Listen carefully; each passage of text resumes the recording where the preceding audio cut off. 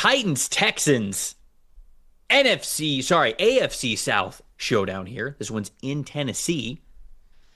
Dalton, you want to talk about the Titans, Texans? And is this game in Tennessee? Does that mean that the Titans have a little bit of an edge here? What are we going with? What do you think? Tennessee coming off a bye week too, right? And the Texans off that big emotional win. Big, a lot of time to think about it. Big 19-point comeback for the Texans. Maybe expended all their energy. We'll see. I'll tell you the one thing I do feel in this matchup, Trev. I feel bad for Cam Ward because you talk about, look, Will Anderson Jr. and Danielle Hunter off the edge. The first time these two teams played, they combined for 12 pressures, and Hunter had 2 sacks. On a team that's struggling to win pass protection all year, and Cam Ward's trying to figure out the NFL on the go, he must be thinking, wait a minute, I got to play these guys a second time. You look at what they're doing off the edge in Houston this season. These two guys combined a 91.7 pass rush grade put together. 96 total pressures between them. Houston doesn't have to blitz at all if they don't want to because they've got Anderson and Hunter dominating off the edge. Combined for 16 sacks. Danielle Hunter had 4 of them last week, 3.5 officially if you want to go that route. And they are first. Anderson is first, and Hunter is 4th among qualified edge rushers in pass rush win rate this year. The first thing you have to think about if you're Tennessee before any sort of scheme, route concept, whatever you want, how in the world do we block these two guys? Because nobody's figured out how to do it yet, and Tennessee has struggled in pass protection all year, but they took over the first game. They're taking over pretty much every week so far this season.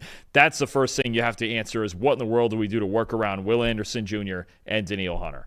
Yeah, and not a very easy question to answer for anybody, let alone a struggling Tennessee Titans offensive line. On the Texans side of things, Davis Mills was a roller coaster, and it looks like there's a chance that he is going to start this upcoming weekend against the Tennessee Titans. I read a report that C.J. Stroud was still having concussion symptoms, including sensitivity to light as recent as last Friday. So there is a chance that he is missing a second game in concussion protocol, which means that Davis Mills would start once again. Now, Davis Mills, it was an up and down performance for him really throughout. I think the first 3 quarters of the game, it was a struggle. Overall, he was 27 for 45, 292 passing yards. He had 3 big-time throws and 4 turnover-worthy plays.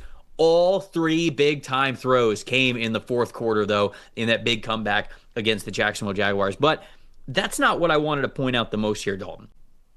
Quietly, very quietly, the Texans' offensive line playing a little bit better, right? Very critical of them to open the season, very critical of them this offseason when it just felt like they were like, yeah, I mean, O-line, we'll figure it out. Yeah, it's all good. We'll draft a couple of guys, it'll be all good. And we're like, it doesn't work like that. And, their hands were tied in some situations, although they were the ones who traded away Laramie Tunsil. Certainly your hands aren't tied in that regard. But we looked at their depth chart along the offensive line at the beginning of the year, and we were worried. And the year started off, and our worry was warranted, and they really struggled in that regard. But over the last 3 weeks, they are 17th in the league in overall team pass blocking grade, and they are 14th in the league in pressure percentage allowed. So being middle of the pack, that's kind of all we asked for the Texans offensive line. Titus Howard, Ariante Ursary playing better as their offensive tackles.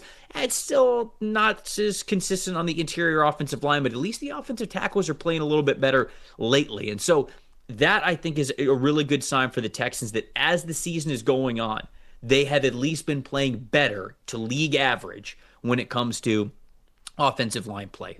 Ultimately, I just don't have a lot of faith in the Tennessee Titans. Now, with this game being in Tennessee, with Davis Mills having as many turnover-worthy plays as he did last week, I still think this is maybe just going to be a rock fight, a slugfest, whatever you want to call it. I'm going to go with Texans 17, Titans 11. How are they getting 11? Don't know. But I'm going 17-11 is the final score here. Obviously, Trev, they're getting 4 safeties and a field goal. That's how. Of course, it's really the most logical route to getting to 11 points. I mean, but I'm with you. I like Houston a little bit more than that. I trust Davis Mills at least for one more week in a spot like this against a team that offensively in Tennessee is just overmatched by this Houston defense. They're outstanding, especially in pass defense. And last time, look, the Titans stayed in this game for 3 quarters, and then the Texans routed them in the 4th. But I just like the Texans and just the number of weapons that they do have on the outside. Jaden Higgins and Jalen Noel really emerging. And you mentioned that offensive line. Got to like the play lately of Ariante Ursary over the last 3 weeks as well. So I'm going to take the Texans. I'll take them 24-10. I think even with Davis Mills in there, they have enough to get this done. The offensive line is playing better, and I just think that defense is way too much for Tennessee to handle.